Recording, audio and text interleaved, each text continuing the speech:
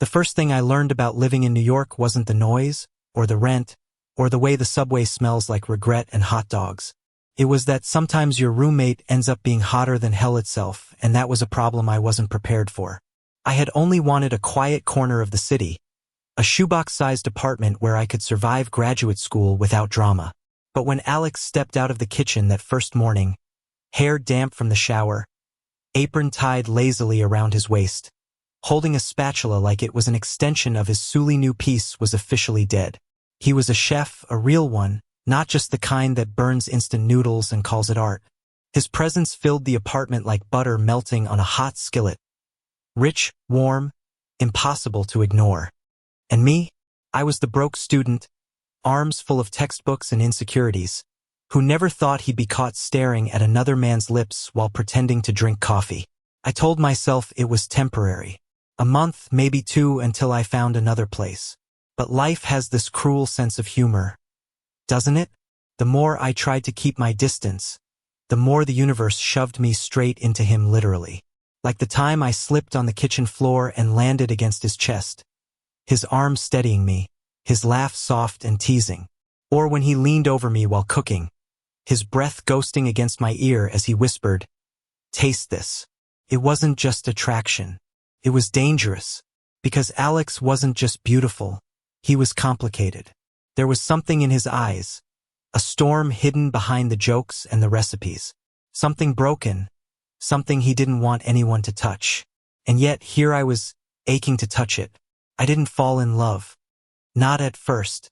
What I felt was more like being pulled into a current, wild, terrifying, impossible to resist. Every meal he cooked was an invitation.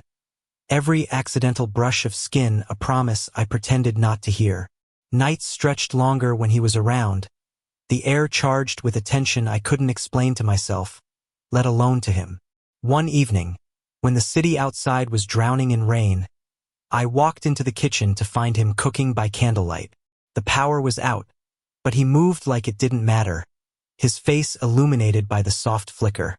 He looked up, caught me watching, and smirked like he knew exactly what was running through my mind. My heart pounded so hard I swore it echoed off the walls. "Hungry?" he asked. I should have said no. I should have walked back to my room, shut the door, and buried myself in essays. Instead, I sat down, my fingers trembling against the table as he placed a bowl of pasta in front of me. One bite and it was over. It wasn't just food, it was intimacy disguised as flavor, comfort laced with desire. And when our knees brushed under the table, neither of us moved away. That night marked the beginning of the undoing. The walls I had built around myself started to crack, brick by brick, every time Alex smiled, every time his hand lingered too long, every time his voice dipped into that low, dangerous tone that made me forget where I ended and he began. But desire doesn't come without a cost. Because Alex wasn't free. He carried shadows with him, memories that bled into his silence when he thought I wasn't looking. And me? I had my own scars, old wounds I had sworn would never reopen. Being close to him meant risking all of it. Yet every part of me whispered that maybe, just maybe, he was worth the fall. What I didn't know then was that the fall was already happening. The night the truth came out wasn't stormy or cinematic. It was quiet, too quiet. Alex had been gone all day, his knives missing from their usual place in the kitchen. When he finally returned, well past midnight, his shoulders slumped as though the city itself had chewed him up and spit him back out. I could smell the whiskey on his clothes, faint but sharp, like a warning. I didn't ask at first, but then his eyes caught mine, and something in them cracked raw, unguarded, desperate. He sank into the couch and whispered, "You should know. Before this goes any further." He told me everything. The failed restaurant venture that buried him in debt. The ex-boyfriend who had left him not just heartbroken, but bankrupt. The endless cycle of chasing perfection in kitchens that treated him like he was disposable. "I'm not good for you," he said, his voice breaking. "I ruin everything I touch." The words sliced deeper than I expected. Because for weeks I had been telling myself the opposite, that he was the only thing keeping me sane in a city that didn't care if I lived or disappeared. I sat beside him, close enough to feel the heat radiating off his skin. My hands shook, but I reached anyway, resting my palm on his arm. He didn't pull away. "You don't ruin things," I whispered. "You make them taste like home." For a moment, silence stretched between us, fragile and trembling. Then he leaned forward, forehead against mine, and all the air in my lungs vanished.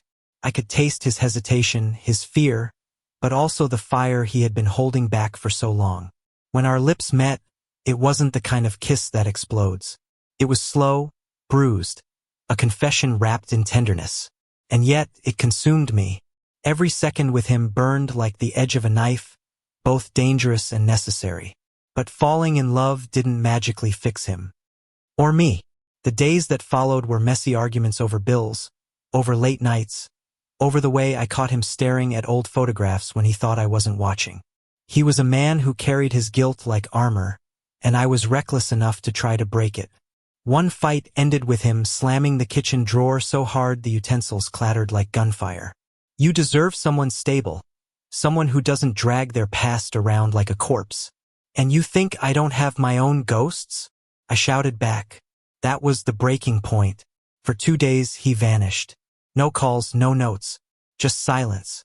I told myself I was fine, that I had survived worse, that I didn't need him.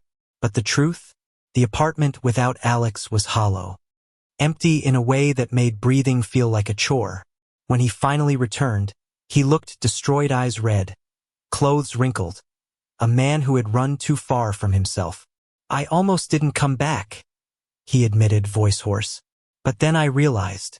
I wanted to come home. And somehow you're home now." I didn't speak. I just pulled him into my arms, holding him like he might shatter. Because in that moment, I understood something he couldn't. Love wasn't about perfection. It was about staying, even when everything in you screamed to run. From there, we began again.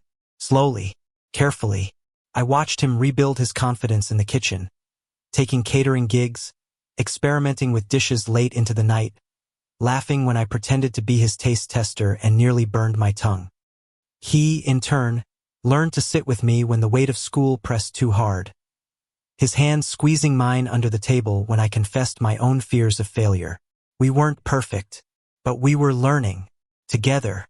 One evening, as autumn wrapped the city in shades of gold, Alex cooked us dinner, nothing fancy, just roasted chicken and mashed potatoes. But there was something different in the way he moved, a lightness I hadn't seen before. When we sat down, he cleared his throat, suddenly nervous. "You know, I used to think love had to be grand. Fireworks, drama, all-consuming passion. But with you, it's quieter, stronger, like breathing. And I think that's what I want, for the rest of my life." The words hit me harder than any declaration ever could. Because they weren't dramatic, they were honest. And that honesty was everything. So I reached across the table, lacing my fingers with his, and said, "Then stop calling yourself broken. Because you're the reason I don't feel alone anymore." His laugh was wet, choked with tears he tried to hide. But when he leaned across the table to kiss me, I didn't care if the food went cold, if the world outside kept spinning without us. All that mattered was the way his hand cradled my jaw, gentle and sure, as if he had finally chosen to stay. Months later, life wasn't perfect. Rent was still too high, classes still overwhelming, his work still unpredictable. But every night we came back to each other. And every morning, I woke to the smell of coffee and the warmth of his presence. Proof that sometimes the universe knows exactly what you need even when you think you just wanted a small apartment. The truth? Alex didn't wreck my life. He remade it. And for the first time, I wasn't afraid of being undone. Thank you for listening. Don't forget to like and subscribe to stay updated with the latest videos.